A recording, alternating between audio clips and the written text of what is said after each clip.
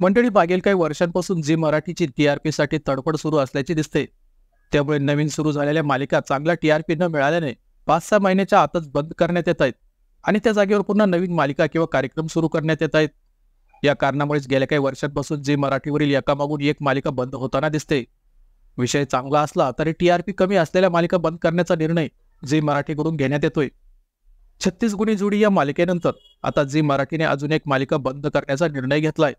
ही बंद होणारी मालिका म्हणजे नवगडी नवराज्य.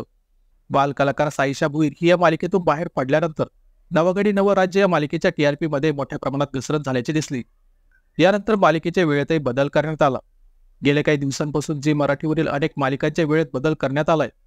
झी मराठीवर नवीन शो आणि नव्या मालिका प्रेक्षकांच्या भेटीत येत असल्यामुळे जुन्या मालिकेच्या वेळेत अशा प्रकारे बदल केला जातोय. 4 डिसेंबर पासून अभिनेता हार्दिक जोशीचा जाऊबाई गावात हा कार्यक्रम सुरू झाला. त्यानंतर आता झी मराठीवर लवकरच अजून एक नवीन रियालिटी शो सुरू होतोय. ड्रामा ज्युनियर असे या नव्या रियालिटी शोचं नाव आहे. ड्रामा ज्युनियर्स कार्यक्रमासाठी वेगवेगळ्या शहरात लहान मुलांच्या ऑडिशन घेण्यात येणार आहेत. यासाठी लवकरच झी मराठीकडून ऑडिशनच्या तारखा जाहीर करण्यात येतील.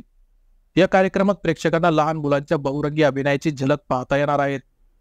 आणि बहुतेक या नवीन कार्यक्रमामुळेच आता अभिनेत्री पल्लवी पाटील आणि अभिनेता कश्यप परुळेकर यांची मुख्य भूमिका असलेली नवगडी नवराज्य ही मालिका बंद होत आहेत.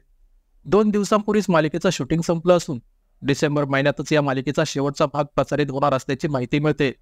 नुकतंच या मालिकेतील काही कलाकारांनी मालिकेच्या शेवटच्या दिवसाच्या सेटवरील काही फोटो शेअर केले. तर मंडळी, नवगडी नवराज्य ही मालिका आता बंद होते.